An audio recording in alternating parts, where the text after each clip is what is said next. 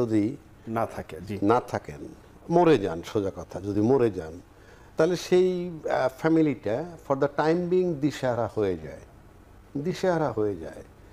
আর যদি সব well establish থাকে, সব যদি ওয়েল এস্টাবলিশ থাকে তখন হয়তো দিশেহারা হয় না, কিন্তু তার শূন্যতাটা বোধ করে যে উনি ছিলেন সেন্টার পয়েন্ট, মানে মুরব্বী থাকে সেন্টার। আপনি দেখবেন একজন বৃদ্ধ মাতা, তার বয়স 90 বছর, তার সমস্ত ছেলেমেয়েরা প্রতিষ্ঠিত, শুধুমাত্র মায়ের কারণে ঈদে কোরবানিতে সবাই একত্রিত হয়।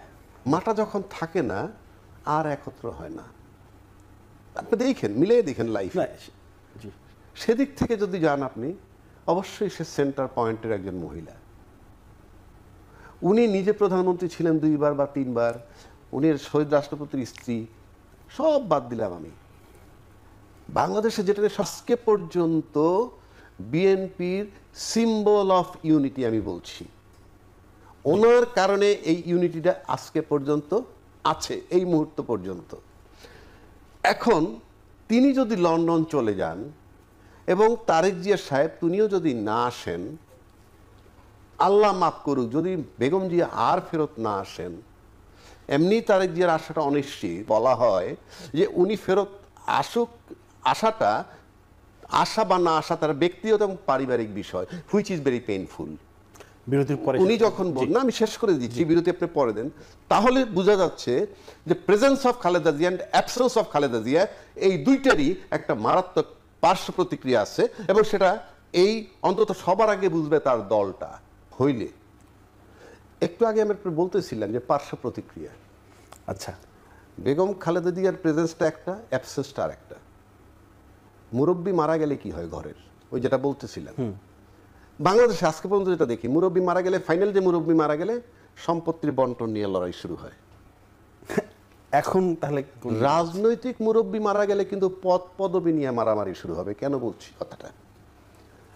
যেই দলগুলো পারিবারিক নেতৃত্বে চলে, সেই দলের পরিবারের যিনি প্রধান থাকেন তিনি তো পার্টির প্রধান থাকেন। বক্তব্য যে তারেক জিয়া যখন বললেন আমার আশাটা একক সিদ্ধান্ত না, আবার আমি অবারিত নই বলার জন্যে, ঠিক তখন এই দলের থেকে দায়িত্বশীল ব্যক্তিরা কিন্তু কেউ কেউ বলেছেন ওনার আশা না আসাটা হলো পারিবারিক এবং ব্যক্তিগত সিদ্ধান্ত।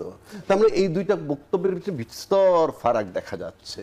সুতরাং এই ফারাকটা নিশ্চিত করতেছে যে মুরব্বীরা না থাকলে কি হবে, কি হতে অবান্তর, এগুলো হয় কি মানে এক একটা ইস্যু বানানো, এগুলো ইরিলেভেন্ট। আপনার 71-এর যে যুদ্ধ, এই যুদ্ধ কারো ব্যক্তিগত বিষয় না, এটা রাষ্ট্রের। বাট অর্জন করার সময় নেতৃত্ব দিতে হয়। অর্জন করার সময় বঙ্গবন্ধু নেতৃত্ব দিচ্ছেন, যুদ্ধের মাঠে জিয়াউর রহমান সাহেব নেতৃত্ব দিচ্ছেন, আবার জুলাইতে পতনের জন্য ছাত্ররাও নেতৃত্ব দিছে, আন্দোলনটা সবার, ফাইনালি এসে টার্নিং পয়েন্টে ছাত্র নেতৃত্ব দিছে। এবং নেতৃত্ব যেই দেখ, অর্জনটা রাষ্ট্রের। আপনার অপকর্মের জন্য আপনাকে তাড়াইয়া দেওয়া হয়, ঘাড় ধরে বের করে দেওয়া হয় দেশ থেকে, এটার মানে এই না যে আমার অর্জনটা চলে যাবে। আমার অর্জন আমার, আপনার ব্যক্তির না। আমরা এখন এই গত 16 মাস ধরে এমন একটা বয়ান দেখতেছি যে আওয়ামী লীগকে বিতাড়িত করার মানে বোধহয় মুক্তিযুদ্ধ চলে গেছে। মানে বারবার এই কথাটা আসবে কেন? আওয়ামী লীগ মুক্তিযোদ্ধা নেতৃত্ব দিচ্ছে তার জাতির জনক বঙ্গবন্ধু, কিন্তু এটা কোনো দলের ব্যক্তিগত সম্পত্তি না, নাম্বার 1। নাম্বার 2, যারা সিনা টান করে এত মুক্তিযুদ্ধের চেতনা করেন, তারা এরশাদ বিরোধী আন্দোলনের সময় রাজাকারকে সাথে নিয়ে আন্দোলন করছেন। কারণটা কি? আপনি তো কোনো কারণে রাজাকারে নিতে পারবেন না। আপনি যাবে, আমি মরে যাব, কিংবা আমরা দেশ ছেড়ে চলে যেতে পারি, কিন্তু অর্জনটা রাষ্ট্রের, কোনো ব্যক্তির না। আওয়ামী লীগ চলে যায় বললে আমার স্বাধীনতা চলে গেছে, আর একজন রিসেট বাটন দিলে আমার ইতিহাস চলে যাবে। সবচেয়ে বেশি যে বাংলাদেশ বিরোধী যদি কোনো লোককে খুঁজে পান, তাকে বলেন তুই বাংলাদেশ তাকে রুখে দেবে। আমি একটা জায়গায় খুব স্পষ্ট করে বলতে চাই যে গত 16 বছর বাংলাদেশকে ভারত প্রভাবিত করার প্রাণান্তকর চেষ্টা চলেছিল। সেই চেষ্টা যারা করেছিল তাদের বাংলাদেশ রুখে দিয়েছে, দেশ ছাড়া করেছে, উৎখাত করেছে। একইভাবে এখন যারা পাকিস্তান প্রভাবিত করার চেষ্টা করছে বা যারা চেষ্টা করবে, তাদেরও বাংলাদেশ রুখে দেবে। বাংলাদেশ শেষ পর্যন্ত স্বাধীন সার্বভৌম বাংলাদেশ হিসেবেই থাকবে। মাহবুব ভাই, কোনো প্রশ্ন নেই, আপনি বলেন। এক মিনিট। এই কথাটা আমি মাসুদ কমার রণমঞ্চে বলছি, আবার বলতেছি, এখন যা কিছুই হোক, আমি 200 বছর পরের বাংলাদেশ চিন্তা করি। আচ্ছা, তখন শুধু থাকবে 2টা ব্যক্তি, ইয়াহিয়া খান, বঙ্গবন্ধু, বাকি সব ফুটনোট অথবা গবেষকদের টেবিল। এখন যেরকম পলাশী যুদ্ধে আমরা কি বলি, ক্লাইভ, সিরাজউদ্দৌলা, বড়জোর মির্জাফর, এছাড়া কোনো ক্যারেক্টার আমরা না, আমি জানি না। এই যে ফরাসি একজন ইয়ে ছিল সিনফ্রে, নাম কেউ জানে না। মোহনলাল, এগুলো জানে? নির্মর্দান, ক্লাইভ এবং এটা আমরা কয়েকজন জানি, যারা গবেষণা করি। সাধারণ মানুষ কিছুই জানে না। 200 বছর পর বঙ্গবন্ধু, ইয়াহিয়া খান, এছাড়া কিছু থাকবে না। এখন যা কিছু হোক, সেটা that is not the point. Point হচ্ছে যে আমরা বলতেছি যে গত 16 বছর ধ্বংস হয়ে গেছে দেশ, না? প্রতিষ্ঠান ধ্বংস হয়েছে, এটা ঠিক আছে, সব ধ্বংস হয়েছে। তা আমরা তো চাইছি যে ডক্টর ইউনূস এই ধ্বংসস্তূপের মধ্য থেকে একটা ফিনিক্স পাখির জন্ম দিবেন। হয়েছে? ফিনিক্স পাখি আসছে? নাকি এই ধ্বংসস্তূপ আরো বড় হচ্ছে, বৃহদাকার হচ্ছে? প্রতিষ্ঠান ধ্বংস হয়েছে গত 16 বছর, এখন রাষ্ট্রের ধ্বংস প্রক্রিয়া শুরু হয়েছে। এই, তাই না? এখন শেষ করি, আমি 1 মিনিটে শেষ করতে চাই যে শেষ পর্যন্ত মাহবুব অনেক হতাশার কথা বলছেন, কিন্তু শেষ পর্যন্ত আমরা আশা করি নির্বাচন সুষ্ঠু হবেই। আমি হাসনান ভাইয়ের কথার মানে খণ্ডন করতে করতে সময় চলে যাচ্ছে। আচ্ছা জি, উনি বললেন যে নির্বাচন হয়ে গেলে তারপরে গণতন্ত্রের একটা হবে, এই তো। দেখেন এই কথাটা, এই কবিতাটা আমি আরো 2-1 বার পড়েছি। সেটা হচ্ছে একটা সাইকেল হয়ে যাচ্ছে বাংলাদেশে। সেটা হলো যে গণতন্ত্র নেই বলে ভালো নির্বাচন হচ্ছে না, আবার ভালো নির্বাচন হচ্ছে না বলে গণতন্ত্র হচ্ছে না। একটা সাইকেল। কিন্তু এটা একটা কবিতা আছে, সেটা হলো টাকা নেই তাই চাকা নেই, তাই টাকা নেই তাই চাকা নেই, তাই টাকা নেই তাই চাকা নেই। এটা সাইকেল। আচ্ছা, টাকা নেই বলে কারখানার চাকা তৈরি করা যাচ্ছে না, আবার কারখানার চাকা তৈরি করা যাচ্ছে না বলে টাকা আসতেছে না, আবার টাকা আসতেছে না বলে চাকা তৈরি করা যাচ্ছে না, আবার টাকা তৈরি করা যাচ্ছে, আবার টাকা আসতেছে না।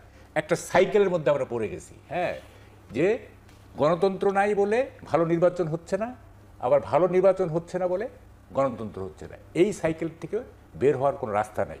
আপনি যেটা বলতেছেন, it's a sweet dream but absurd dream, মধুর স্বপ্ন কিন্তু একটা কি বলে অ্যাবসার্ড ড্রিম। আপনি ভালো নির্বাচনটা করবেন কীভাবে? গণতন্ত্র আছে যে ভালো নির্বাচন করবেন, তাই না? ফলে এই কল্পনা করে লাভ নাই, এটা কল্পনা বিলাস।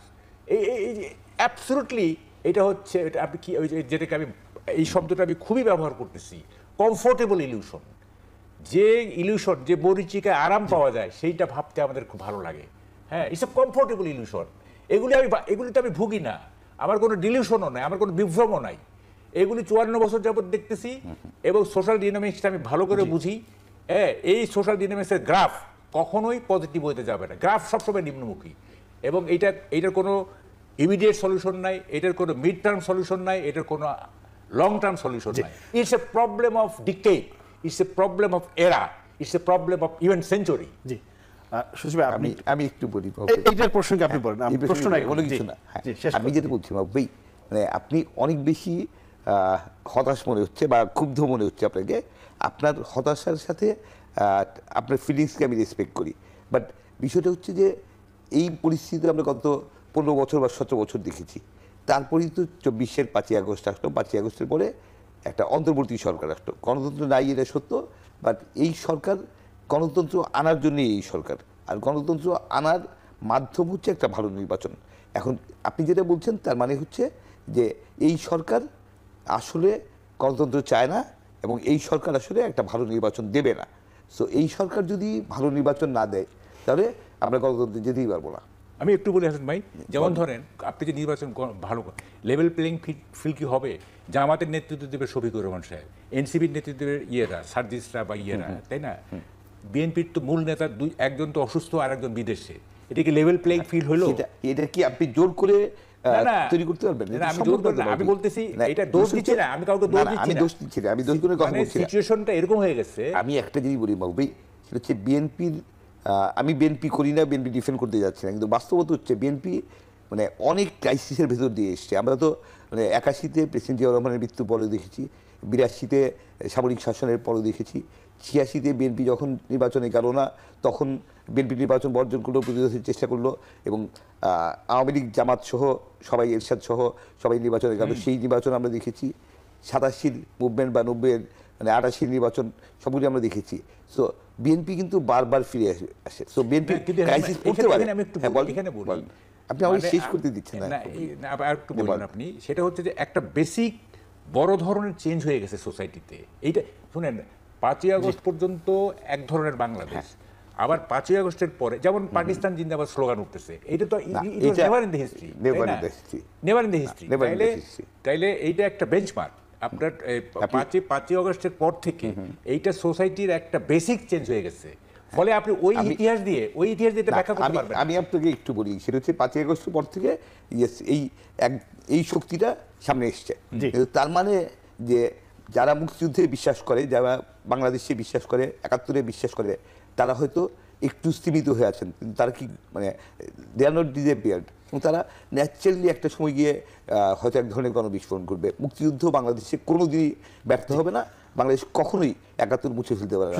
বিরতির পরে এসে এটা ইলিউশন বলতে পারেন, বাট এটা আমার দৃঢ় বিশ্বাস, বাংলাদেশ কখনোই মুক্তিযুদ্ধের বাইরে যাবে না।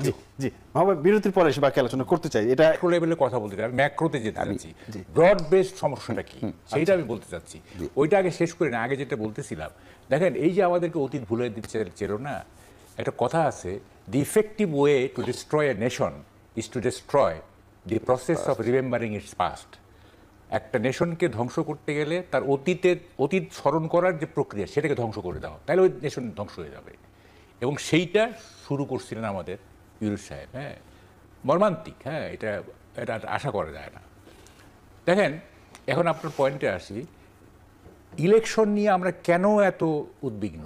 সারা জাতি, মানে আমি প্রায় শুনি খালি ইলেকশন ইলেকশন ইলেকশন, মানে কি লাভ? ইলেকশন নিয়ে এত কথা বলে কি লাভ? আমি একটা কথা বলতেছি আপনাকে, ইলেকশন অর নো ইলেকশন, আমরা কোনো স্টেবল সমাজ খুব শীঘ্রই পাচ্ছি না, একটা স্থিতিশীল সমাজ আমরা পাচ্ছি না। ইলেকশন যদি হয়ও, জি ঠিক আছে, এবং যদি ইলেকশন হয়, গিভেন মানে দি প্রেজেন্ট সিচুয়েশন, যদি ইলেকশন হয়, it will be the worst election in our history. আমি বলে দিলাম, আপনি লিখে রাখতে পারেন। কিন্তু বলা হচ্ছে এই ইলেকশনটা খুবই ভালো ইলেকশন হবে। বললাম তো, ইউনূস সাহেব তো he has perfected the mechanism how to romanticise people. মানুষকে রোমাঞ্চিত করার যে মানে মেকানিজম, সেটা উনি এটাতে পারফেকশন আনছেন। মানে ফলস ড্রিমিংয়ে তার মতো লোক পৃথিবীতে আর নাই। এত মিথ্যা স্বপ্ন উনি দেখাতে পারেন, তার প্রত্যেকটা কথা মিথ্যা স্বপ্ন, প্রত্যেকটা কথা। এই যে আমাদের ইয়াং জেনারেশন পৃথিবীকে নেতৃত্ব দিবে, সনদ সই হইলেই বর্বর থেকে সভ্য হয়ে যাচ্ছি, তারপরে কি জানি বলেন উনি আর কি। হ্যাঁ, যাই হোক, এগুলি বলতে চাই না। দেখেন, ইলেকশনটা কি? ইলেকশন তো হচ্ছে উপায়, এটা তো লক্ষ্য না। লক্ষ্য হচ্ছে ভালো থাকা। এই ভালো থাকার জন্য উপায়টা হচ্ছে ইলেকশন। আমরা ইলেকশনটাকে লক্ষ্য ধরে বসে আছি, যে ইলেকশন হইলেই বোধহয় সব শেষ। পয়েন্ট আপনি বুঝতে পারতেছেন? ইলেকশন তো উপায়, এটা একটা ব্রিজ। এই ব্রিজ পার হইলে আমরা একটা ভালো সমাজে যাব। তারপরে ব্রিজটা কিন্তু বলতেছি এটা লক্ষ্য। How nonsense! হ্যাঁ, কেন বলতেছি জানেন? আমি যে ওই যে বললাম না যে স্মৃতি ভুলে যাওয়া হচ্ছে, এখন সোসাইটির প্রধান দ্বন্দ্ব হচ্ছে liberal democracy versus ultra rightist. Liberal democracy আর আলট্রা রাইটিস্ট, এই দ্বন্দ্বে আমাদের ইতিহাস ভোলানোর একটা চেষ্টা হচ্ছে। আলট্রা রাইটিস্টরা আমাদের মুক্তিযুদ্ধকে ভোলানোর চেষ্টা করছে। এই জন্য আমি প্রথম এপিসোডে ওই কথাগুলি বললাম। হ্যাঁ, ভোলার চেষ্টা করছে, এবং এইটা আমাদেরকে একটা অস্তিত্বহীন জাতিতে পরিণত করার চেষ্টা হচ্ছে, যেহেতু আমাদের অতীত থাকবে না। ফলে এই জায়গাটা এত ক্রাইসিস, একটা ইলেকশন বা 5টা ইলেকশন এইটা সমস্যার সমাধান নয়। সমস্যাটা অনেক গভীরে চলে গেছে। সোসাইটিতে কতগুলি গুণগত পরিবর্তন এসে গেছে নেগেটিভ ওয়েতে। এই গুণগত পরিবর্তনগুলো আপনার ফাইট আউট করতে হবে। আপনি ইলেকশন দিয়ে কিচ্ছু করতে পারবেন না, কিছুই করতে পারবেন না আপনি। হ্যাঁ, ফলে এগুলি নিয়ে আমাকে বলেন না। হ্যাঁ, এইসব ফলস ড্রিমিং আমি করি না। আমি শুনেন আরেকটা কথা বলি, আমি কখনো কমফোর্টেবল ইলিউশনে ভুগি না। মানে যে ইলিউশনে আরাম পাওয়া যায় ওই ইলিউশনে আমি ভুগি না। আমার কোনো ইলিউশন নাই, আমার কোনো ডিলিউশন নাই, আমার কোনো বিভ্রম নাই।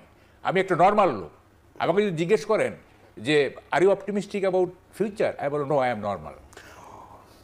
সুজিব, আপনি একটু বলবেন যে অপটিমিস্টিক সেই জায়গাটা আমরা কতটা আপনার সাথে ওই জায়গাটায় খুব একমত যে নিঃসন্দেহে নির্বাচন হচ্ছে যে প্রক্রিয়া, সেই প্রক্রিয়া যে প্রক্রিয়া দিয়ে আমরা গণতন্ত্রে পৌঁছতে চাই, সেই গণতন্ত্রে পৌঁছার প্রক্রিয়া হচ্ছে নির্বাচন। সো নির্বাচনটা যদি প্রপার হয়, তাহলে আমরা সুন্দরভাবে আসলে গণতন্ত্রের উত্তরণ ঘটবো, এবং তখন আমাদের আশাবাদী হওয়ার মতন অনেক কারণ তৈরি হবে। নির্বাচন যদি আসলেই মাহবুবের কথা অনুযায়ী যদি নির্বাচন ওয়ার্ড সিলেকশন হয়, খুব খারাপ নির্বাচন হয়, তাহলে নিঃসন্দেহে সেটা হতাশার হবে। এখন সেই জায়গায় আমরা যারা সাধারণ মানুষ, যারা সারা দেশের নাগরিক, তাদের সচেতন থাকার বিষয় হচ্ছে যাতে নির্বাচনটা কোনোভাবেই একটা খারাপ নির্বাচন না হয়, না করতে পারে কেউ। খারাপ নির্বাচন করার ষড়যন্ত্র থাকতেই পারে, চেষ্টা থাকতে পারে, কিন্তু সেই চেষ্টা ব্যর্থ করে দেন। দিতে হবে এই কারণেই যে যেই প্রসঙ্গ মাহবুব ভাই বলছিলেন যে আমাদের ইতিহাস ভুলিয়ে দেওয়ার, আমাদের মুক্তিযুদ্ধ ভুলিয়ে দেওয়ার একটা গভীর ষড়যন্ত্র আছে। সেই ষড়যন্ত্র সফল হোক এটা আমরা কেউ চাই না। আমাদের সব কিছুর শেকড় হচ্ছে আমাদের মুক্তিযুদ্ধ, আমাদের ৭১, এবং ৭১ আমাদের অনেক গৌরবের, অনেক প্রাণের, এবং ৭১ই আমাদের স্বাধীন সার্বভৌম বাংলাদেশ দিয়েছে। ৭১ থেকে ৭১ মুছে ফেলে অন্য যে কোনো কিছু করার যদি কোনো ধরনের কোনো চেষ্টা থাকে, সেটা আসলে নির্বাচনের মধ্য দিয়েই প্রতিহত করতে হবে। সেই জায়গায় মানুষকে অনেক সচেতন হবে। ভাই, মানে বলা হচ্ছে এইবার নির্বাচনটা হবে দারুণ ঐতিহ্যবাহী এক নির্বাচন হবে, গুণগত মান থাকবে, কিন্তু মাহবুব কামাল ভাই বলতেছেন একটা খারাপ নির্বাচনের দিকে হয়তো সে, এটা অবশ্যই এরকম জোর দিয়ে বলছে। আপনি কি? না, এটা তো দুইটা বিষয়। একটা নির্বাচন হলে সবচেয়ে খারাপ নির্বাচন হবে, এটা হলো মাহবুবের বক্তব্য।